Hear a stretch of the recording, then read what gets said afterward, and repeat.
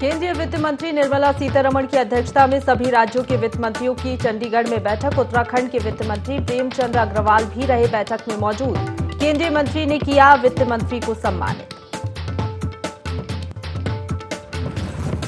उत्तराखंड के नवनियुक्त मुख्य न्यायाधीश बने विपिन सांघी। महामहिम राज्यपाल ने दिलाई शपथ। सीएम धामी भी रहे शपथ ग्रहण में मौजूद।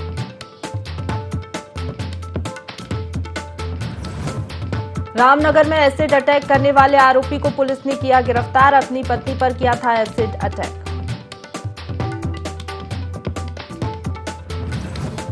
चमोली के थराली में मेडिकल की दुकानों पर लगातार हो रही छापेमारी। नारकोटिक्स और साइकोलॉजिकल दवाओं की तलाश की हो रही कार्रवाई।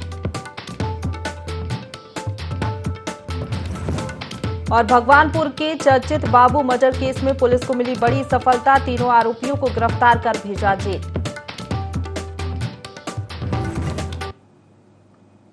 नमस्कार, देवभूमि लाइव में आप सभी का स्वागत है। आपके साथ मैं हूं प्रशंसा। बुलेटिन की शुरुआत करेंगे देहरादून की बड़ी खबर के साथ, जहां आपदा प्रबंधन विभाग की समीक्षा बैठक। सीएम पुष्कर सिंह धामी समीक्षा बैठक लेंगे। 11 बजे सचिवालय में समीक्षा बैठक होगी। समीक्षा बैठक में आपदा सचिव भी मौजूद रहेंगे। आपदा से जुड़े विभागों के अधिकारी बैठक में शामिल होंगे।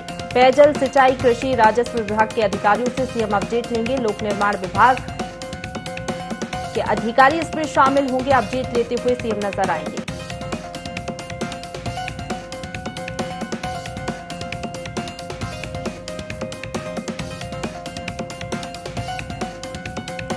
तो आपदा प्रबंधन विभाग की समीक्षा बैठक, सीएम पुष्कर सिंह धामी समीक्षा बैठक लेंगे। 11 बजे सचिवालय में समीक्षा बैठक होगी। समीक्षा बैठक में आपदा सचिव भी मौजूद रहेंगे।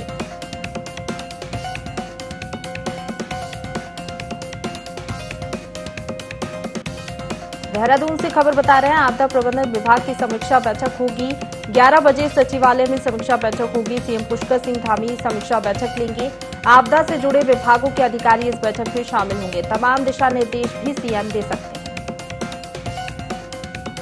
तो पेयजल, सिंचाई, कृषि, राजस्व विभाग के अधिकारियों से सीएम अपडेट लेते हुए नजर आएंगे और अपडेट लेकर दिशा निर्देश भी सीएम अधिकारियों को दे सकते हैं।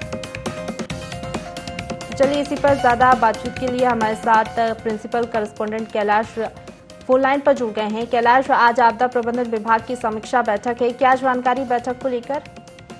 देखिए, आज आपदा प्रबंधन की समीक्षा बैठक मुख्यमंत्री यहाँ पर लेंगे और बहुत ही महत्वपूर्ण इस बैठक को इसलिए माना जा रहा है प्रशंसा, क्योंकि जिस तरीके से मानसून अब दस्तक दे चुका है, तो मानसून के लिहाज से ये बैठक बहुत महत्वपूर्ण है। क्योंकि 2013 की जब आपदा उत्तराखंड में आई थी, उसके बाद से ही लगातार सरकारें इस एक्शन मोड पर रहती है कि इस तरह की कोई भी लापरवाही ना बरती जाए और ऐसी जो त्रासदी है दोबारा इस प्रदेश से ना हो। और आज जो ये महत्वपूर्ण ये जो बैठक है, इस बैठक में तमाम जो संबंधित महकमे हैं जो आपदा से जुड़े हुए हैं, क्योंकि आपदा प्रबंधन एक बहुत मुख्य भूमिका निभाता है आपदा के दौरान, तो मौसम विभाग से रिलेटेड आईटीबीपी, एनडीआरएफ, एसडीआरएफ और साथ ही पुलिस महकमे के जो तमाम अधिकारी होंगे उस बैठक में होंगे। और आज मुख्यमंत्री एक बार फिर से यहाँ पर देखेंगे कि किस तरीके से जो निर्देश उन्होंने पहले दिए थे, उन निर्देशों का पालन किस तरीके से यहाँ पर विभागों द्वारा किया जा रहा है। हालांकि जब मुख्यमंत्री पहले यहाँ पर आपदा प्रबंधन विभाग में गए थे और उन्होंने यहाँ पर जायजा लिया था, तो जाहिर तौर पर उन्होंने खुद देखा था कि किस तरीके से टीमें वहाँ पर मुस्तैदी से काम कर रही हैं। और आज भी यही उम्मीद यहाँ पर मुख्यमंत्री जताएंगे कि जो उन्होंने निर्देश दिए हैं, उन्हीं निर्देशों के तहत यहाँ पर आपदा प्रबंधन और जो संबंधित महकमा है वो यहाँ पर काम करेंगे। और अब क्योंकि 4 धाम यात्रा चल रही है प्रदेश में, तो जाहिर तौर पर सरकार यहाँ पर एक्शन मोड में तो शुरू से ही है, लेकिन आज भी सरकार और मुख्यमंत्री का यही प्रयास रहेगा कि अब जो मानसून है, एक बहुत बड़ी चुनौती मानसून है, इस लिहाज से भी इस बैठक को महत्वपूर्ण माना जा रहा है। और इसके अलावा यहाँ पर अब जो कांवड़ यात्रा शुरू होने जा रही है, जिसमें अनुमान है कि 4 करोड़ कांवड़िए उत्तराखंड आएंगे, तो उस लिहाज से भी इस बैठक को महत्वपूर्ण माना जा रहा है। क्योंकि कांवड़ के दौरान करोड़ों जब कांवड़ियां आएंगे, तो चाहे वो रूट डाइवर्जन की बात हो या फिर बारिश से निपटने चुनौती पार पाने की बात हो, ये कई चीजें रहेंगी जो आज इस बैठक में मौजूद होंगी। बिल्कुल कैलाश, जो पहले दिशा निर्देश दिए थे उसका भी कहीं ना कहीं अपडेट लेंगे, और अगर वो दिशा निर्देशों का सही से पालन नहीं हुआ होगा तो भी नाराजगी सीएम जता सकते हैं। हाँ बिल्कुल, देखिए दिशा निर्देश पहले दिए जा चुके हैं और जाहिर तौर पर समय समय पर मॉनिटरिंग भी की जा रही है।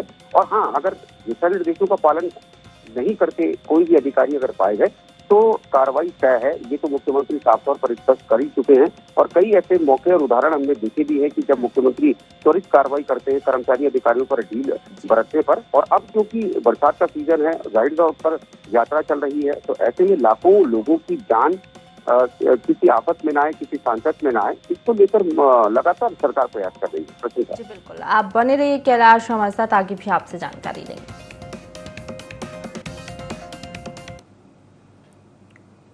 देहरादून से एक और खबर मिल रही है, जहां मौसम विभाग का पूर्व अनुमान सही साबित हुआ है। उत्तराखंड के कई इलाकों में तेज बारिश हो रही है। आपदा प्रबंधन विभाग अलर्ट हो गया है। आज और कल के लिए ऑरेंज अलर्ट जारी किया गया है। प्रशासन ने कमर कस ली है। हर परिस्थिति के मुकाबले के लिए प्रशासन पूरी तरीके से तैयार है।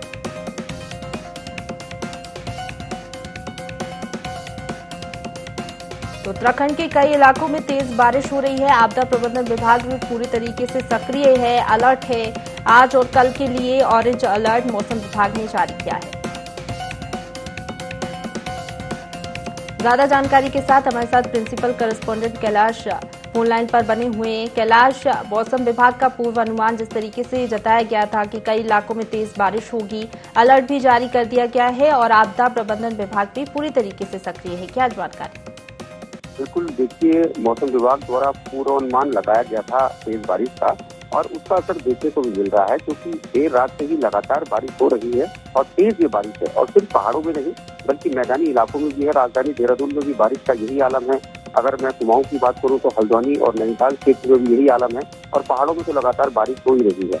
पहले ऑरेंज अलर्ट जारी किया गया था, लेकिन अब जिस तरीके से जो मौसम की जो स्थिति थी उसके तहत मौसम विभाग द्वारा ऑरेंज अलर्ट जारी कर दिया गया। और यही बताया गया है कि किसी भी तरह की यहाँ पर लापरवाही ना बरती जाए। और इसको लेकर जो आपदा प्रबंधन है, जैसे कि आज जानकारी हमने दी है कि अभी कुछ देर बाद मुख्यमंत्री यहाँ पर बैठक लेने जा रहे हैं। आपदा प्रबंधन की बहुत महत्वपूर्ण बैठक है, तो उस लिहाज से भी इस बैठक को बहुत महत्वपूर्ण माना जा रहा है। और इसी पूर्वानुमान के तहत आज मुख्यमंत्री निर्देश दे सकते हैं कि जो पहाड़ी क्षेत्र है, खासतौर पर कुछ चिन्हित इलाके हैं प्रशंसा, जहाँ पर बारिश से दुर्घटनाएं होने की संभावना है। क्योंकि अगर पहाड़ों में हम देखते हैं तो अक्सर यही देखने को मिलता है कि मलबा आ जाता है सड़कों पर, जिसके चलते यात्रा बाधित हो जाती है। कई बार गाड़ियां उसकी चपेट में आ जाती है, जिसके चलते दुर्घटनाएं हो जाती है, कुछ लोगों की मौत हो जाती है। तो इसी तरह को लेकर जो मुख्यमंत्री हैं, उन्होंने लोक निर्माण विभाग को भी ये निर्देशित किया है कि ऐसे स्थानों को पहले ही चिन्हित कर लिया जाए। वहाँ पर जेसीबी लगवाई गई है, वहाँ पर अन्य मशीनें वहाँ पर लगवाई गई है कि अगर कोई भी यात्रा मार्ग बाधित होता है तो उसको फौरन वहाँ पर खोल दिया जाए, ताकि जो यात्रियों की जो आवाजाही है वो ना रुक पाए और यात्री सकुशल अपने घरों को लौट सके। और जिस तरीके से मौसम की हम बात लगातार कर रहे हैं, तो मौसम बिल्कुल अब करवट ले चुका है। और इस भारी बारिश जिस तरीके से हो रही है, तो जाहिर तौर पर मैदानों में वो बुरे हाल नहीं होते जो बुरे हालात पैदा हो जाते हैं पहाड़ों में। और अब जब एक तरफ यात्रा चल रही है, दूसरी तरफ बारिश का आगाज हो चुका है उत्तराखंड में, तो जाहिर सी बात है कि बहुत बड़ी चुनौती इस वक्त सरकार के लिए भी है।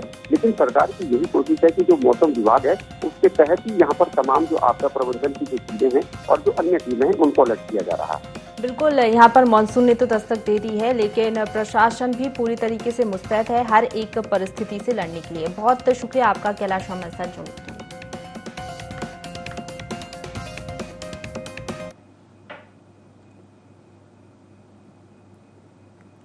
तो चलिए अब खबरों की ओर बढ़ेंगे, जहां माल और सेवा कर परिषद की 47वीं 2 दिवसीय बैठक का आयोजन किया गया। इसमें वित्त मंत्री डॉक्टर प्रेमचंद अग्रवाल ने भी प्रतिभाग किया। इस दौरान डॉक्टर अग्रवाल को केंद्रीय मंत्री निर्मला सीतारमण ने सम्मानित किया। चंडीगढ़ में आयोजित बैठक में प्रथम दिन केंद्रीय वित्त मंत्री निर्मला सीतारमण की अध्यक्षता में सभी राज्यों के वित्त मंत्री सहित विभागीय अधिकारी मौजूद रहे। बैठक के दौरान वित्त मंत्री डॉक्टर प्रेमचंद अग्रवाल ने विभिन्न एजेंडों पर अपनी बात रखी।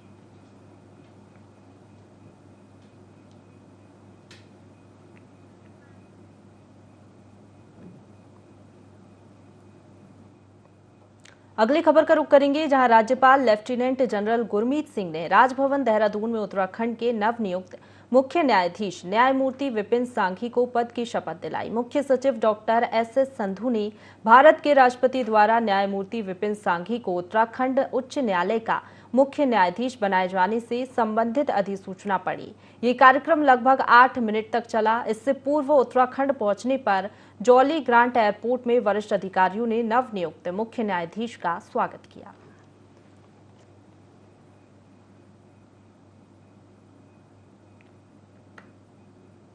अब खबर मसूरी से है, जहां भारी बारिश के बाद मलबा आने से पर्यटक की कार दब गई। बता दें कि पर्यटन नगरी में लगातार हो रही भारी बारिश के कारण व्यवस्थाएं चरमरा गई हैं। बरसात से पहले नाले ना खोले जाने के कारण मलबा सड़कों पर आ रहा है। वहीं भट्टा गांव के समीप एक पर्यटक की कार मलबे में दब गई, जिसके कारण वह कार बंद हो गई, जिसके बाद लोक निर्माण विभाग ने जेसीबी लगाकर मलबा साफ किया, तब जाकर यातायात सुचारू हो सका। वहीं शहर की कई सड़कों पर मलबा आने से आने जाने वालों को काफी परेशानियों का सामना करना पड़ रहा है।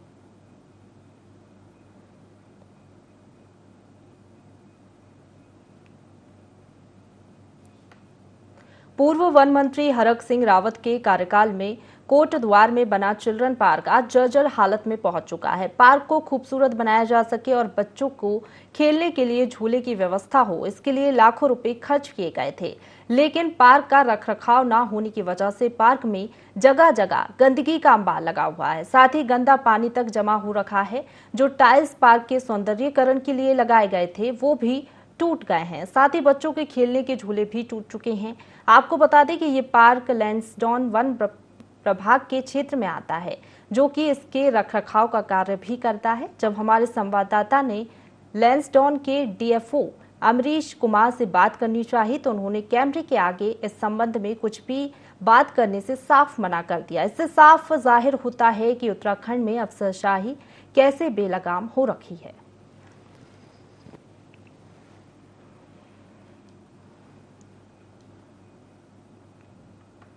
रामनगर में विवाद में पति ने पत्नी पर एसिड से अटैक कर दिया। आरोपी पति को पुलिस ने 24 घंटे में गिरफ्तार कर जेल भेज दिया है।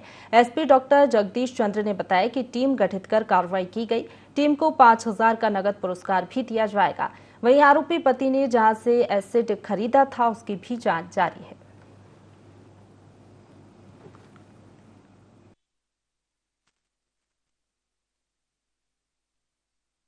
मामला कोतवाली रामनगर उत्तरी खतकाली गया है। इसमें पुलिस के पास कल सूचना आई थी कि एक महिला के ऊपर एसिड फेंका गया है। पुलिस मौके पर तुरंत गई और उस पीड़ित महिला को उपचार के लिए नज़दीकी हॉस्पिटल में उन्होंने भर्ती कराया। महिला काफ़ी जली हुई है इस एसिड के कारण। इस पूरे प्रकरण में तत्परता दिखाते हुए अभियुक्त को 24 घंटे के अंदर गिरफ्तार कर लिया गया है। चमोली में स्वास्थ्य सेवाओं में बड़ा सुधार हुआ है। जहां एक समय थराली का सामुदायिक स्वास्थ्य केंद्र एक चिकित्सक के भरोसे चल रहा था, आज उसी सामुदायिक स्वास्थ्य केंद्र में 10 से 12 डॉक्टर्स की तैनाती की गई है। लेकिन बावजूद इसके मरीज परेशान ही हैं। मरीजों को बेहतर इलाज के लिए अभी भी या तो दूर शहर जाना पड़ता है या फिर अस्पताल पहुंचने पर रेफर कर दिया जाता है। अस्पताल को डॉक्टर्स तो मिल चुके हैं, लेकिन संसाधन और नर्सिंग स्टाफ की कमी अभी भी बरकरार है।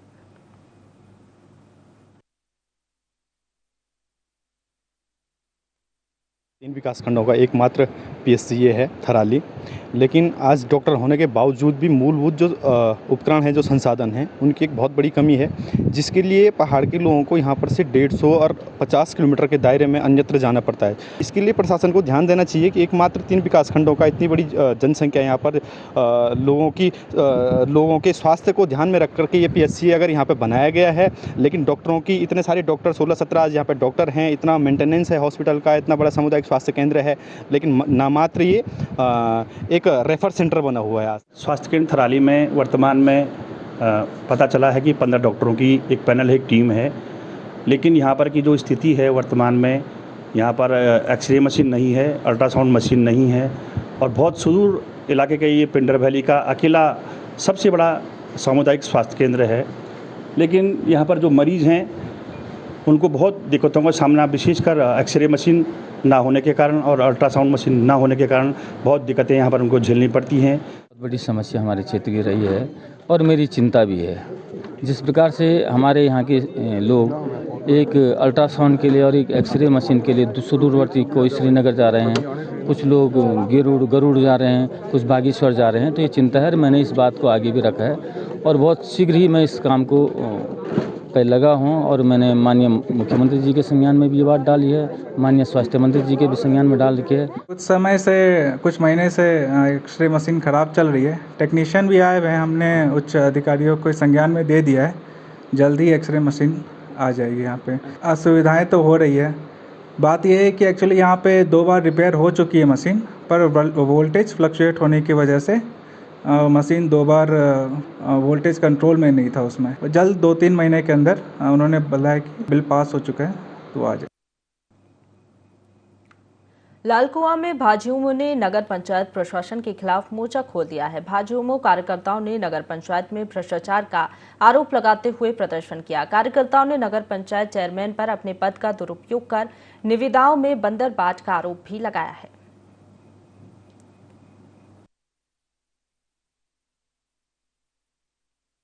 पंचायत लालकुआं में पहले हम लोग गए, उसके बाद वहाँ हमें जो है कोई व्यक्ति नहीं पाया गया, अधिकारी कोई कर्मचारी हमें वहाँ नहीं मौजूदा में हालत में मिला, तो हमने अपनी बात रखने का मौका हमें नहीं मिल पाया। तो हम इस तरह आज तहसीलदार महोदय के पास आए। बस हमारा ये 100 कमरों की जो गरीबों को लेकर जो मांग है ये पूरी हो जाए, किसी गरीब को आवास मिल जाए, हमारा इतना ही मानना है। बाकी नगर पंचायत लालकुआं में पूरी तरह से धांधली चल रही है, पूरी तरह से लिप्त है, ठेकेदार, चेयरमैन, हर कोई व्यक्ति पूरी तरह से लिप्त है। क्या मांग बड़ी कार्रवाई हो, बस इतनी मांग है। बाकी ये तो एक हफ्ते बाद हमारा अल्टीमेटम जारी रहेगा। इस संघर्ष से हम पीछे नहीं हटेंगे, हमारी लड़ाई हमेशा जारी रहेगी। भाजपा जनता युवा मोर्चा लालकुआं द्वारा एक ज्ञापन दिया गया है, जिसमें उनके द्वारा यह अवगत कराया गया है कि 100 कमरों का निर्माण वार्ड नंबर 1 में हुआ था, जिसका अभी तक आवंटन नहीं हो पाया है। साथ ही साथ उनके द्वारा ये आरोप लगाया गया है कि नगर पंचायत लालकुआं द्वारा लगातार राजकीय धन का दुरुपयोग किया जा रहा है।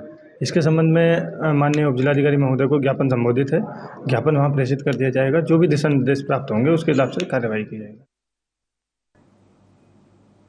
पौड़ी जिले के यमकेश्वर ब्लॉक में अवैध खनन माफियाओं के हौसले बुलंद होते जा रहे हैं, जहां बेखौफ खनन माफियाओं ने विरोध करते ग्रामीणों पर जानलेवा हमला करने का मामला सामने आया है। यही नहीं, 2 ग्रामीणों को जबरदस्ती अपने वाहन में डालकर उनके साथ मारपीट की गई, उसके बाद चलती गाड़ी से फेंक दिया गया। मौके पर मौजूद ग्रामीणों ने दोनों को अस्पताल पहुंचाया, जहां उनका इलाज जारी है। वहीं पुलिस ने इस मामले में 5 अज्ञात लोगों के खिलाफ अपहरण, हत्या के प्रयास और बलवा समेत कई धाराओं में केस दर्ज कर लिया है। एक दिन पहले से ये माल उठाना शुरू करा था इन्होंने, 12 बजे के बाद उठाया और हमें लोगों ने बताया कि प्रधान जी यार वहाँ से माल उठ रहा है, तो हमने बोला ठीक है भाई पता कर लेते हैं। जब हम दूसरे दिन वहाँ पे पहुँचे तो 12 बज रहे थे, 2 JCB और 5-6 डंपर थे। इन्होंने एक गाड़ी ऊपर से आई, टाटा सुपारी थी, उसमें 3-4 लड़के थे, उन्होंने हमको पकड़ा, मारा। पहले दिन हमें पता नहीं चला, दूसरे दिन हम कल की रात हम वहाँ पे गए, 5-6 लोग, तो उन्होंने हमारे साथ धक्का मुक्की करी, 2-3 लोगों को गिराया और 2 लोगों को गाड़ी में डाला, अपने साथ ले गए, मारपीट की और घर से उठा के ले गए ADPL, वहाँ जाके फेंक दिया। वही थे खनन माफिया। कुछ लोग नदी में अवैध खनन करते, जिसका इन्होंने विरोध किया। जब ये लोग वहाँ पे गए तो इन लोगों ने उन पे तमंचों से, हथियारों से वार किया। सूचना भी मिली है कि जो वहाँ पे खनन हो रहा है, माननीय जो हमारी विधायक है यहाँ पे रेणु बिज जी, उनके जो PRO हैं वो रात को वहीं पे थे और उनके कैंप से मात्र 10 मीटर की दूरी पे खनन हो रहा था।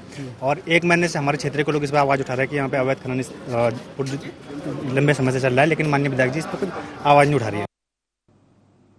उत्तराखंड की काला ढूंगी नगर पंचायत में मकान के नाम पर फर्जीवाड़ा सामने आया है, जहां मकान निर्माण तो अधूरा पड़ा है, लेकिन नगर पंचायत प्रशासन ने कागजों में मकान निर्माण पूरा कर दिया है, जिससे मकान में रहने वाला परिवार परेशानियों का सामना कर रहा है।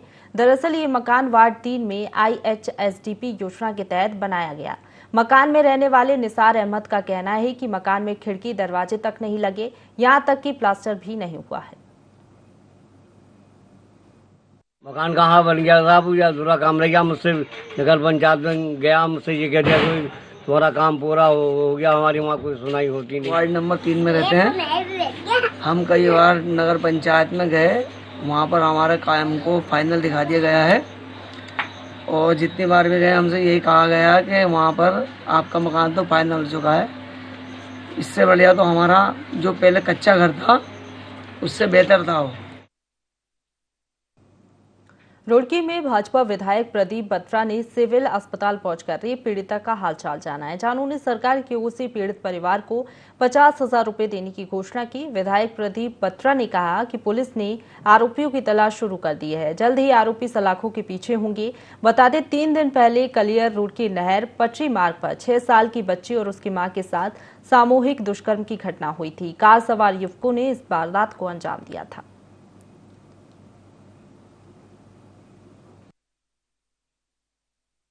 की घटना मेरे संज्ञान में भी आई और बहुत दुखद घटना है और बेहद मर्मपूर्ण जो है ये घटना हुई है।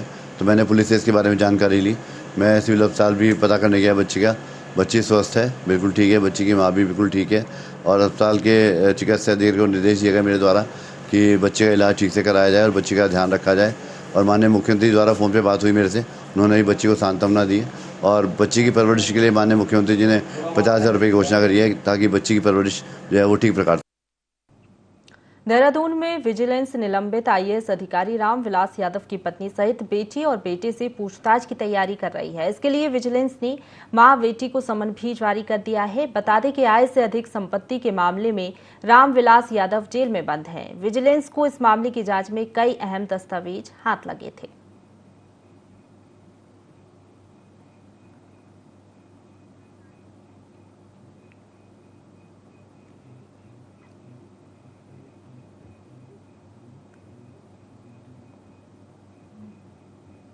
राशन वितरण प्रणाली में पारदर्शिता बढ़ाने और समस्या से निपटने के लिए राज्य के उपायुक्त और जिला आपूर्ति अधिकारी ने कई सुधार किए हैं। जुलाई माह से सभी कार्ड धारक अब बायोमेट्रिक के जरिए अपना राशन प्राप्त कर सकेंगे। परिवार का कोई भी सदस्य महीने की 1 से 20 तारीख तक राशन ले सकेगा। जिला पूर्ति अधिकारी ने सभी से 30 जून 2022 तक अपना राशन कार्ड लेने की अपील की है। अब जिन लोगों की उंगलियों में कोई दिक्कत या चोट होगी तब भी उसे राशन दिया जाएगा। दूसरे तरीके से उनकी पहचान कर राशन दिया जाएगा।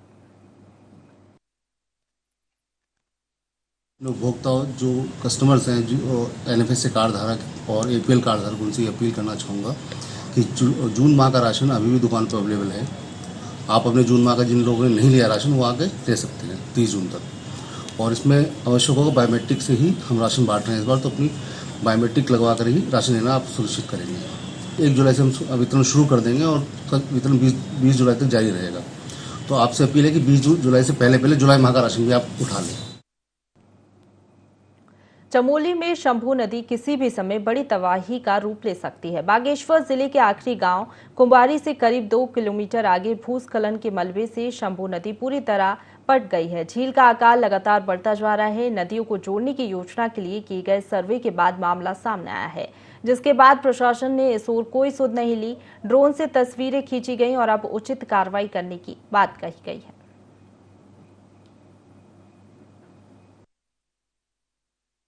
से प्राप्त निर्देशों के क्रम में जो है SDM सर की जो टीम है, राजस्व की टीम है और टेक्निकल जितनी टीम्स थी उनके द्वारा जो है कल ग्राम कुंवारी के नीचे जो शंभू नदी है जहाँ पे बताया जा रहा है कि एक लेक का निर्माण हुआ है, वहाँ पे इसका सर्वे किया गया और ड्रोन भी ले गए थे। सभी ड्रोन के माध्यम से भी सर्वे किया गया। तो टीम के माध्यम से हमें जो रिपोर्ट प्राप्त हुई है उसमें फिलहाल तो किसी प्रकार का खतरा अभी नहीं बताया गया, बट भविष्य के लिए अगर इस प्रकार की अगर कोई खतरा उत्पन्न होता है तो उसके लिए जो सेफ्टी मेजरमेंट है उसके लिए जो है उनके द्वारा रिपोर्ट दी गई है कि उसमें मैनुअली उस कार्य को मलबा वहाँ पे जो इकट्ठा हुआ है उसको हटवाया जाए। और इसके लिए जो है DM सर के निर्देशानुसार सिंचाई विभाग को भी आंगन बनाए जाने के निर्देश दिए गए हैं। कि शंभू नदी में ये सूचना प्राप्त हुई थी कि वहाँ से भूस्खलन होने से वहाँ पे झील का निर्माण हो रहा है करके।